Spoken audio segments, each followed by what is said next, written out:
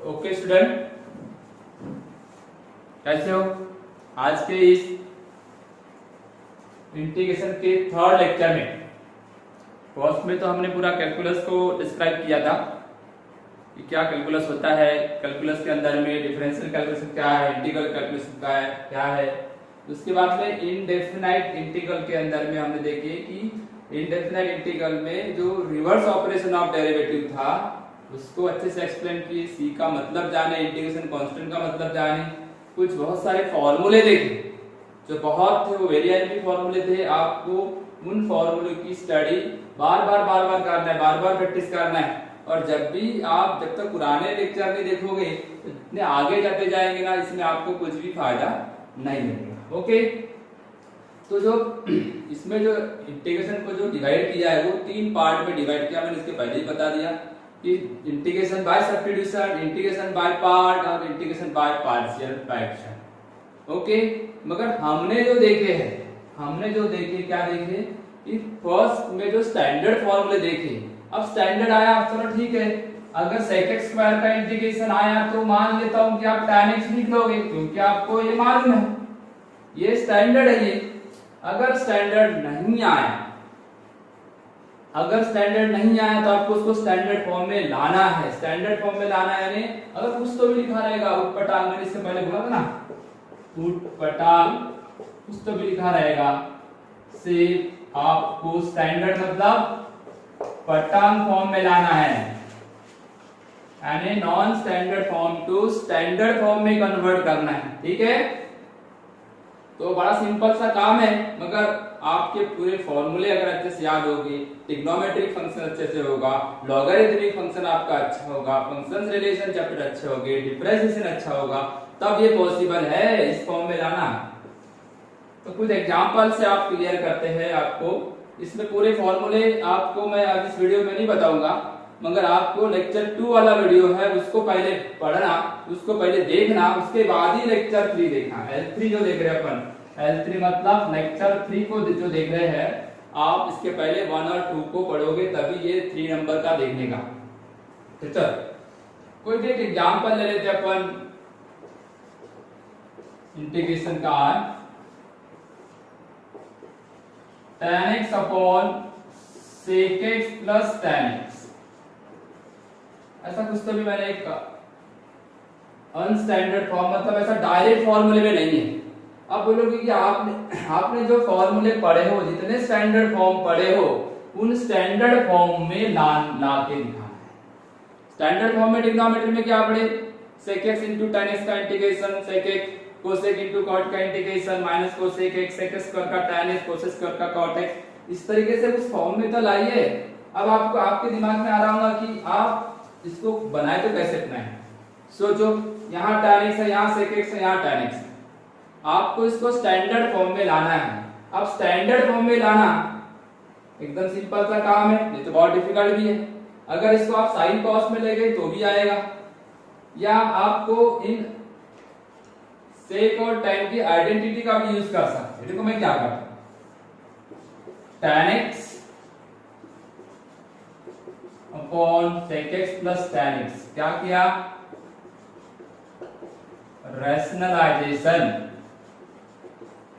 क्या किया मैंने यहाँ पे, रैशनलाइजेशन, मतलब ये जो डिनोमिनेटर था इसको मैंने रैशनलाइज कर दिया, मतलब इसका कंजुगेट से मल्टीप्लाई डिवाइड किया। मल्टीप्लाई डिवाइड करने से क्या आता है, देखिए क्या आएगा बताओ, इसका मल्टीप्लाई कर लो तो ये भी जाएगा sec x into tan x minus tan square x, ठीक है ना, divide by a plus b, a minus b के फॉर्मूले के हिसाब से आ जाएगा sec x square minus tan square x।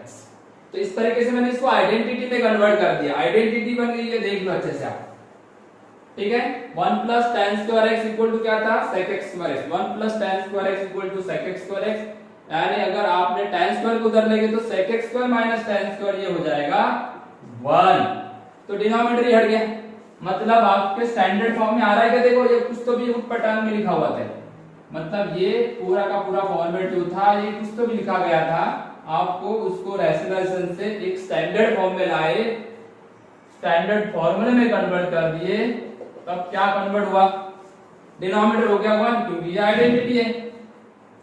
तो ये बन गया sec x dot tan x minus tan square x dx। इस तरीके से फॉर्मूला बन गया। ठीक है,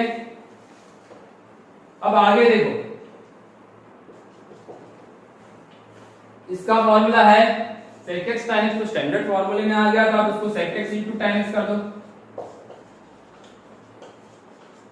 माइनस, अब ये tan स्क्वायर का कोई स्टैंडर्ड फॉर्मूला नहीं, लिस्ट उठा के देख लो।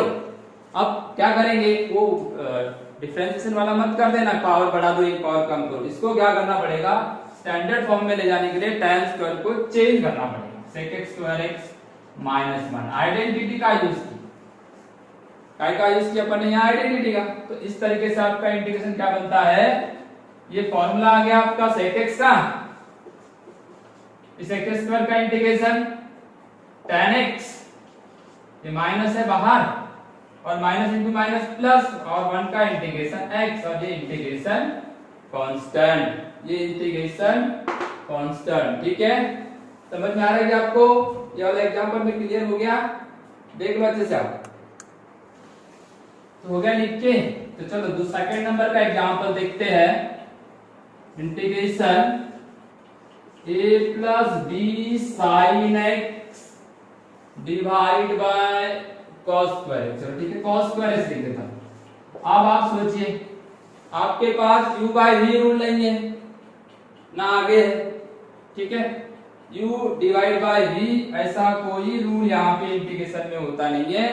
आपको ऐसा सोचना है कि जितने स्टैंडर्ड फॉर्मूले आपने पढ़े हो उस स्टैंडर्ड फॉर्म में जाना है, इसलिए मैंने इस टाइप का नाम एक ऐसा रखा हूं, उटपटांग कुछ भी दिया रहेगा, आपको उसको स्टैंडर्ड फॉर्म में ले जाना है।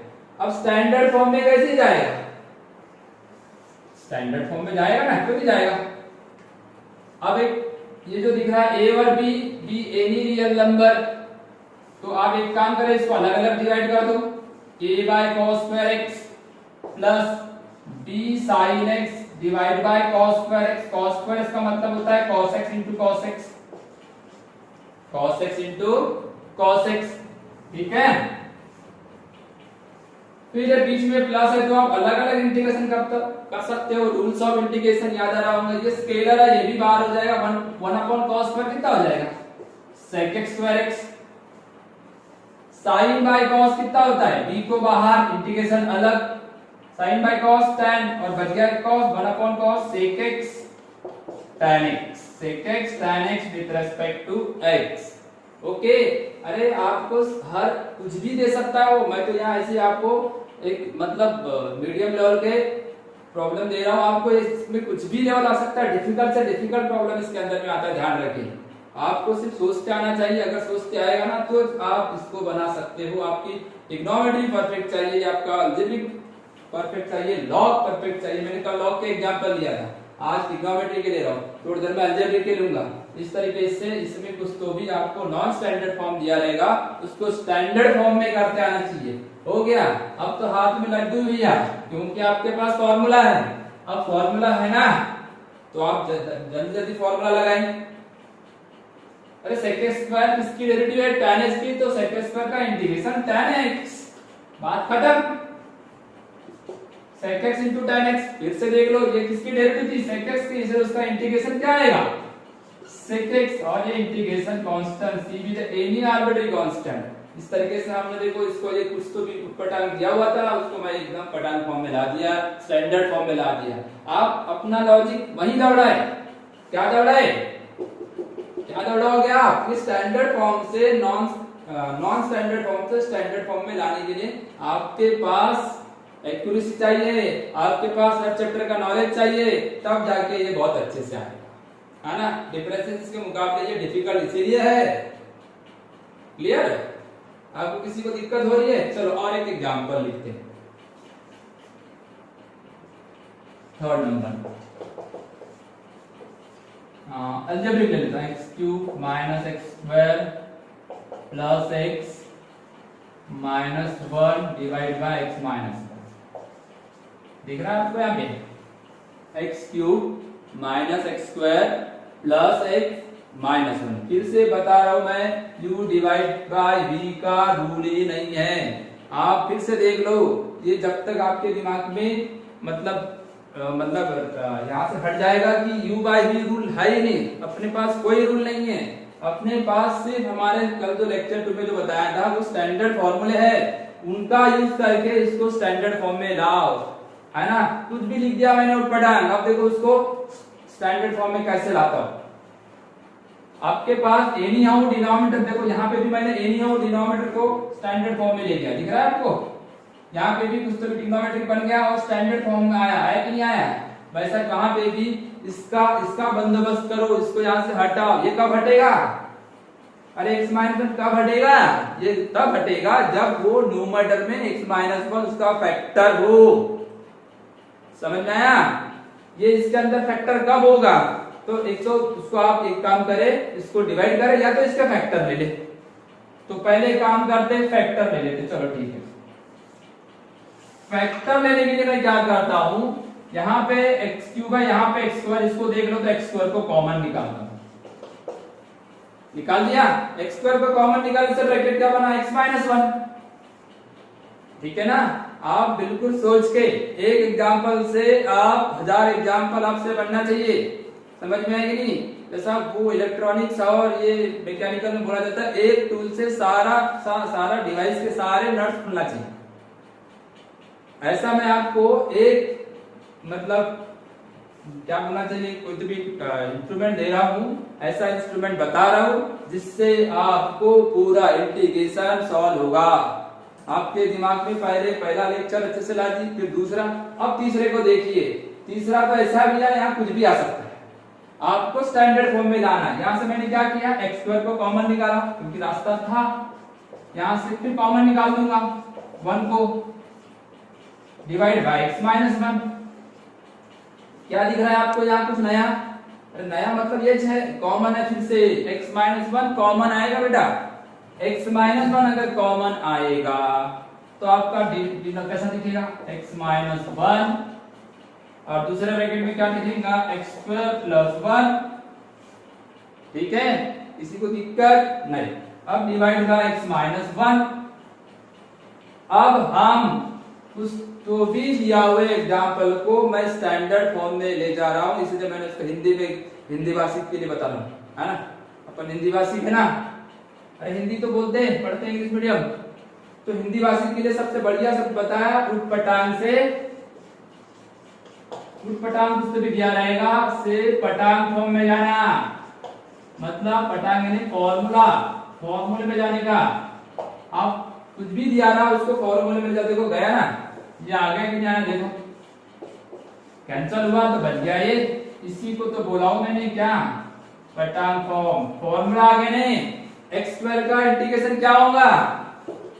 x² का डेरिवेटिव मत बोल देना, क्या होता है शुरुआत में अपने को डेरिवेटिव के फॉर्मूले आ जाते हैं फटाफट, क्योंकि पहले डेरिवेटिव पढ़े, डिफरेंशिएशन पढ़े।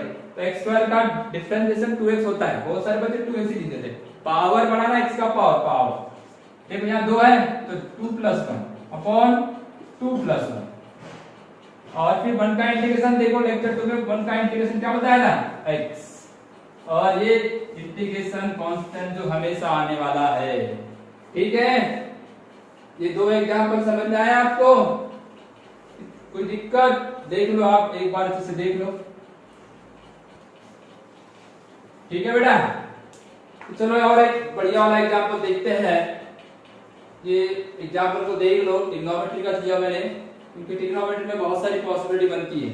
ट्रिग्नोमेट्री आइडेंटिटी, परफेक्ट होना, फैक्टराइजेशन फॉर्मूले, डिफैक्टराइजेशन फॉर्मूले, एडिशन फॉर्मूले, इनमें बिल्कुल इतना कॉन्फिडेंस होना कि एग्जांपल को देखते ही आपके दिमाग में फटाफट प्लानिंग आना चाहिए। तो ये देखो, ये उठपटांग पुस्तक भी दिया है, इसका आंसर लिखा मैंने इस बार। राइट साइड भी दी हुई है, और राइट साइड में जो एक की वैल्यू है, ये 4 में से 1 है, तो ये आपको सॉल्व करने के बाद ही पता चलेगा। ठीक है, तो आपको फिर से बता दूं कि ये डिनोमिनेटर को कैसे आप एडजस्ट करोगे, कैसा छोटा करोगे, कैसे शॉर्ट करोगे, ताकि इसके साथ वो एक तो मैच हो जाए, तो कैंसिल हो जाए, तो स्टैंडर्ड फॉर्म में चले जाए। ठीक है, उठपटांग टू पटांग फॉर्म में इस एग्जांपल को देखो। इसके फैक्टर ले रहा हूं मैं a square minus b square जैसे, तो ये 8 है तो 4 हो जाएगा, a square minus b square वाला रूल लगाया। फिर यहाँ आइडेंटिटी 1 दिख रहा है आपको, आइडेंटिटी लगाया तो क्या आ जाएगा, sine square x plus cos square x, ठीक है, minus sine square x cos square. इसमें देखो कि ये जो मैंने a square minus b square का फैक्टर ले लिया तो ये आ गया एक bracket a square minus b square का फॉर्मूला लगाते तो आता है ना a minus b a plus b, इस फॉर्मूले का यूज होगा यहाँ पे। और ये 1 के जगह ट्रिग्नोमेट्री अगर मैंने इसका स्क्वायर लिखा तो भी 1 का स्क्वायर 1 ही होगा ना, कोई फर्क थोड़ी ना पड़ने वाला है। तो इस तरीके से इंटीग्रेशन क्या आ जाएगा, आप अगर इसको सॉल्व करोगे तो ये आ जाएगा साइन का पावर, ये कुछ नहीं करना इस ब्रैकेट, ये दोनों को कुछ कर ही नहीं सकते, जाता जाता इसको अपन फैक्टर ले सकते, इसको कुछ नहीं कर सकते। अब देखो यहाँ पे a square a plus b का होल स्क्वायर माइनस 5ab, ये होता है a स्क्वायर प्लस बी, और a और b क्या है यहाँ पे, साइन स्क्वायर कॉस स्क्वायर, तो भैया साइन स्क्वायर x, ठीक है ना, उसका स्क्वायर, साइन स्क्वायर का स्क्वायर कितना हो जाएगा 4 प्लस कॉस का पावर 4, ये बच जाएगा इस फॉर्मूले के हिसाब से। इसको थोड़ा एक्सपांड करके देखना आप, तो आपको ये मिलेगा और ये हो जाएगा इसके साथ कैंसिल। जैसे ही कैंसिल हुआ तो ये हो गया स्टैंडर्ड फॉर्म में आ गया, देख लो आप, sine square x minus cos square, sine का पावर 4 माइनस कॉस का पावर 4x। इसके भी फैक्टर ले सकते हैं अपन, इसका फैक्टर क्या आना चाहिए, वही a square minus b square का फॉर्मूला, एक ब्रैकेट में आएगा प्लस दूसरे ब्रैकेट में आएगा माइनस,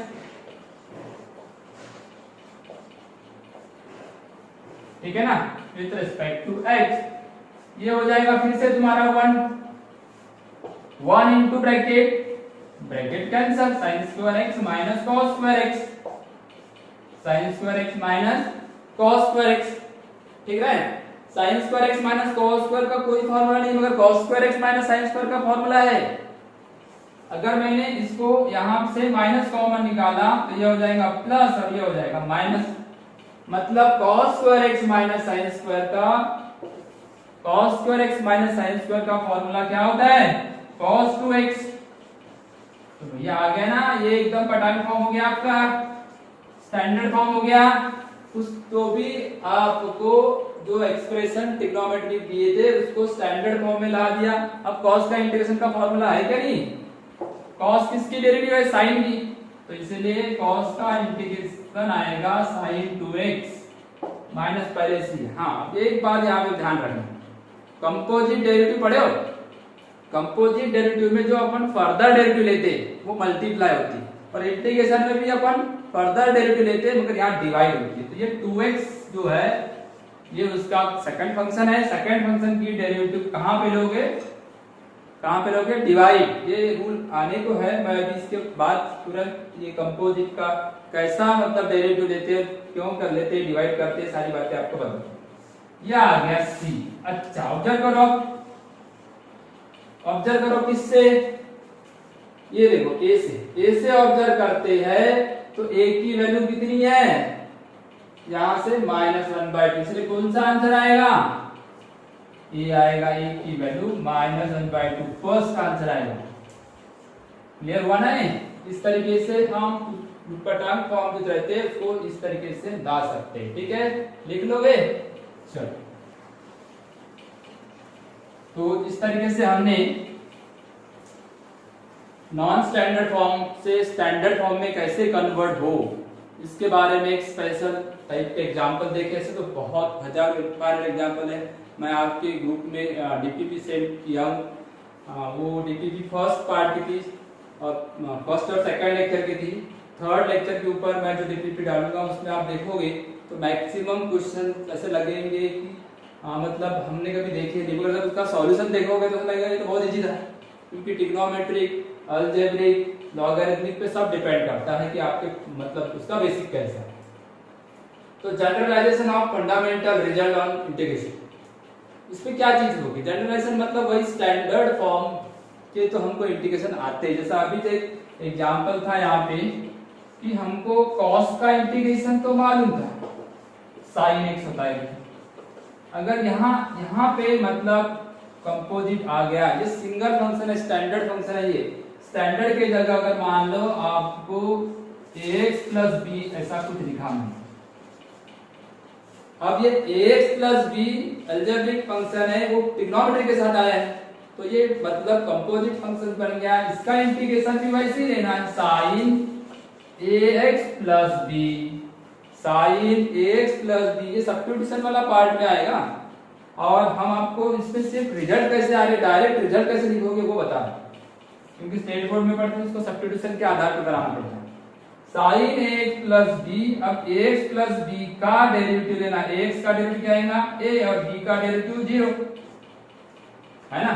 ध्यान देना, बस एक नई चीज जुड़ रही है यहाँ पे, ax प्लस साइन cos का तो तुमने ले लिया ना integration, sine ax plus b आ गया, ax प्लस बी की आप डेरिवेटिव लोगे फर्दर, और जैसे डेरिवेटिव में लेते थे वैसे ही लोगे सेम, बट यहाँ पे डिवाइड करना, यहाँ पे क्या करोगे डिवाइड करोगे, ठीक है। और ये हमेशा की तरह प्लस से इंटीग्रेशन कांस्टेंट। तो चलो इसमें कुछ लिस्ट और कुछ एग्जांपल देख लेते हैं। आपको याद होगा ax प्लस बी मतलब पावर n से शुरुआत करना, ठीक है। इसमें क्या आता है, ax प्लस बी का होल पावर n, इसमें क्या लिखेगा आप, पावर कितना है n, n के जगह है 1 2 3 4 5 6 7 अप टू कुछ भी मतलब नंबर लिखा रहे, पॉजिटिव नेगेटिव कोई भी रियल नंबर लिखा है इसके ऊपर। पावर का इंटीग्रेशन पावर को उससे बढ़ाएगा n प्लस 1, ठीक है। और यहाँ पे आप इसका डेरिवेटिव लिखोगे ax प्लस b का, इसका लिखोगे ax प्लस b का। तो ax प्लस b का जो डेरिवेटिव आता है ना, मैं इस पे पहले आपको डेरिवेटिव चैप्टर हुआ है, ax प्लस b का डेरिवेटिव मतलब डेरिवेटिव ऑफ ax, ये स्केलर है, और डेरिवेटिव ऑफ b, तो a बाहर आ जाएगा, x का डेरिवेटिव कितना होगा 1, मतलब a into 1a, और b का डेरिवेटिव 0, तो ऐसा आ जाएगा a। तो हर बार आपको ax प्लस b का जब इंटीग्रेशन लिखोगे तो क्या लिखोगे, ax प्लस b इसका whole power n plus 1 upon n plus 1, जितना पावर उतना यहाँ लिखना है, और फिर इसका डेरिवेटिव क्या आया a। हर बार ये आपको याद रखना है, और इंटीग्रेशन कांस्टेंट लगाना भूलना नहीं है, हमेशा इंटीग्रेशन कांस्टेंट लगाना ही है, ठीक है। इस फॉर्मूले को आप कवर करेंगे। अब चलो दूसरे इसके ऊपर, कोई भी नंबर भी अगर ले लीजिए, जैसा मैंने लिखा 3x प्लस 2 का पावर 4 लिखा, तो ये फॉर्मूला कैसे लगाएंगे बताओ, डायरेक्ट लगाएंगे, 3x प्लस 2 का होल पावर 1 बढ़ेगा n5, और यहाँ पे जैसा ax था यहाँ 3x, तो 3x का डेरिवेटिव कितना आएगा 3, और बोला था ना ये पावर को भी जितना यहाँ लिखना n प्लस में जैसा लिखेगा, तो ये हो जाएगा 15 प्लस c, 15 प्लस c, ठीक है ना। आपको कोई दिक्कत तो नहीं जा रही ना। हाँ, इसके बाद देखो थर्ड नंबर मतलब इसमें आप कुछ भी ले सकते हो, रूट से लेके क्यूब रूट से लेके कुछ भी पावर, यहाँ मतलब आपको पावर से कोई लेना देना नहीं, पर उसका तरीका और उसकी मेथड को याद रखना है। इंटीग्रेशन वैसे ही लेना जैसा स्टैंडर्ड फॉर्मूले में वैसे ही लोगे, बट जो सेकंड फंक्शन रहेगा आप सेकंड फंक्शन का जो डेरिवेटिव लोगे, जो फर्दर डेरिवेटिव होते हैं जिसको अपन, वो डिवाइड रहेगा। अब integration sine ax plus b का इंटीग्रेशन क्या होगा, साइन किसका डेरिवेटिव है, cos का, माइनस cos का है, यानी cos का डेरिवेटिव माइनस होता है ना, इसलिए साइन का integration minus cos ax plus b divide bye ax plus b की further derivative a plus c, क्या है साइन का integration minus cos ax plus b divide by a। इस तरीके से हम ट्रिग्नोमेट्री के sign, cos, tan, sec, cosec, cot सभी में ऐसा लिख सकते हैं। अगर सेक का रहेगा तो कैसा रहेगा, sec ax plus b into tan। जो फॉर्मूले हमने पढ़े वो है, दूसरे नए थोड़ी ना आ रहे यहाँ पे, नए तो आइए। इसका इंटीग्रेशन क्या आएगा बोलो, इसकी डेरिवेटिव हो, पहले डेरिवेटिव तो मालूम ना, फिर इंटीग्रेशन एंटी डेरिवेटिव है, रिवर्स प्रोसेस है, रिवर्स ऑपरेशन है। तो ये किसका है, ये है सेक का डेरिवेटिव, इसलिए इसका इंटीग्रेशन आएगा sec ax plus b divide by further derivative, फिर से बोलो a plus c, ax plus b का फर्दर डेरिवेटिव क्या होता है, a होता है। तो ट्रिग्नोमेट्री में पावर वाले चीजें नहीं आएंगी, पावर है नहीं, जैसा आपको पावर दिया है 1 2 3 4 5 6 7 8 9, ऐसे जैसे डिफरेंशिएशन में रूल है वैसे यहाँ रूल्स नहीं है। जो रूल्स का कल जो बताया था उतने ही रूल्स है, इसलिए तो यहाँ पे वो आपको उटपटांग को पटांग फॉर्म में लाना सिखाए। तो आपको कुछ भी आड़ा टेढ़ा रहेगा तो इस फॉर्म में लाना है, इसलिए फर्स्ट हमने जो थर्ड नंबर का जो लेक्चर लिए थे वही लिए, कुछ भी आड़ा टेढ़ा रहे आपको इसी फॉर्म में लाके देना है, ठीक है ना। ओके, कुछ भी इसमें और बहुत सारे फॉर्मूले, मैंने तो ट्रिग्नोमेट्री के 2-3 ही ले रहा हूँ, सेक कोसेक कॉट, जितने स्टैंडर्ड फॉर्मूले, लेक्चर 2 को ध्यान से सुनना और फिर ये आप अपने आप अप्लाई करोगे। जब तक ये याद नहीं रहेगा तो कहां से फिर आपको कुछ नहीं आने वाला है, कुछ भी नहीं समझेगा आगे चल के। क्लियर हो गया, चलो आगे का देखो। तो इसमें देखो फटाफट, इसमें देखो e का पावर x का इंटीग्रेशन e का पावर x होता है, इसलिए e का पावर x प्लस b का भी उतना ही होगा। बस इतना यहाँ पे फर्क पड़ेगा, इसकी फर्दर डेरिवेटिव लोगे और आपको बता दें इसकी फर्दर डेरिवेटिव कितनी आती है, a आती है, x की a और b की 0, तो a प्लस 0 a होता है जी c। इसमें देखो a का पावर 3x प्लस 5 का इंटीग्रेशन, a का पावर 3x प्लस 5 का इंटीग्रेशन ले अपन उतना ही रहेगा, बस इसमें डिवाइड बाय लॉग a करना, डिवाइड बाय लॉग a। इसकी फर्दर डेरिवेटिव कितनी आएगी, a का पावर 3x प्लस 5 का इंटीग्रेशन a का power 3x plus 5 upon log a, but यहाँ पे 3 है तो 3 आएगा। ओके, मल्टीप्लाई में इसकी फर्दर डेरिवेटिव बोलो, सॉरी ये रहेगा क्योंकि इसका बेस ये है। मल्टीप्लाई में इसकी डेरिवेटिव बताओ तो कितनी आएगी, 3 और ये प्लस c। हाँ बेटा नेक्स्ट देखो, कोसेक स्क्वायर का किसका डेरिवेटिव है, कॉट का, तो कोसेक स्क्वायर का इंटीग्रेशन कॉट 3x माइनस 7 और इसकी फर्दर डेरिवेटिव क्या आएंगी 3 माइनस 0। इस तरीके से हम इसको जनरल जो रहते हैं इस तरीके से ले सकते हैं। और एक दो एग्जांपल इसमें बताता हूं जो आपको थोड़ा कंफ्यूज लग रहा होगा। 5 का पावर x स्क्वायर माइनस 1, 5 का पावर x स्क्वायर माइनस 1, तो 5 का पावर x स्क्वायर माइनस 1 का इंटीग्रेशन 5 का पावर x स्क्वायर माइनस 1 ही होगा, डिवाइड बाय लॉग 5। ओके, मगर ये इसकी फर्दर डेरिवेटिव लेना है तो इसकी फर्दर डेरिवेटिव आएगी x स्क्वायर की डेरिवेटिव 2x, 1 का डेरिवेटिव 0, तो 2x माइनस 0 यानी 2x प्लस c लगाना नहीं भूलना है। ओके, इस तरीके से जनरल में आपको मैंने पूरी चीजें बता दिया हूं। इसमें बार बार आप एक काम करोगे, आपके पास कोई भी रेफरेंस बुक होगी, सबसे पहले आर.डी. शर्मा की जो सब्जेक्टिव है वो पढ़ना, उसके बाद आर.डी. शर्मा की ऑब्जेक्टिव पढ़ना, उसके बाद अगर आपके पास कोई सम एप्लीकेशन एनएसटी है तो आप पढ़ सकते हो। उनका सब्जेक्टिव, बाद में ऑब्जेक्टिव और फिर प्रीवियस ईयर वाले जो जितने आए हैं आज तक जितने क्वेश्चंस आपको दिख रहे हैं उनके ऊपर भी आप मतलब ध्यान रखना, उनकी प्रैक्टिस करना। ठीक है, अब हम देखेंगे कल के लेक्चर में क्या देखने वाले बता देता हूँ कि ऐसे बहुत सारे चीजें मिलेंगी ट्रिग्नोमेट्री के अंदर, एक्सपोनेंशियल के अंदर, लॉग के अंदर, जिनका कोई स्टैंडर्ड फॉर्मूला नहीं था। जैसा देखो tan स्क्वायर का कोई स्टैंडर्ड फॉर्मूला नहीं है, tan स्क्वायर किसी की डेरिवेटिव नहीं है ना, तो एंटी डेरिवेटिव कहां से आएगी।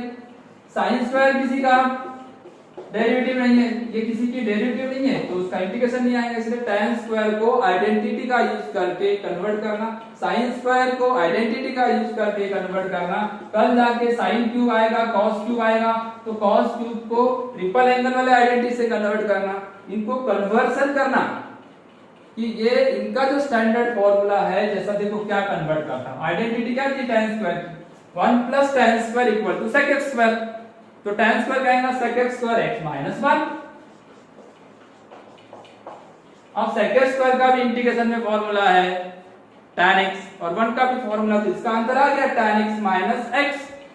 और इसमें देखो sin square x 1 minus cos 2x में क्या होता है 1 माइनस cos 2x यानी क्या होगा 2 साइन स्क्वायर, एक तो 2 इधर 2 नहीं है तो इसके नीचे 2 लगा दो, बराबर है।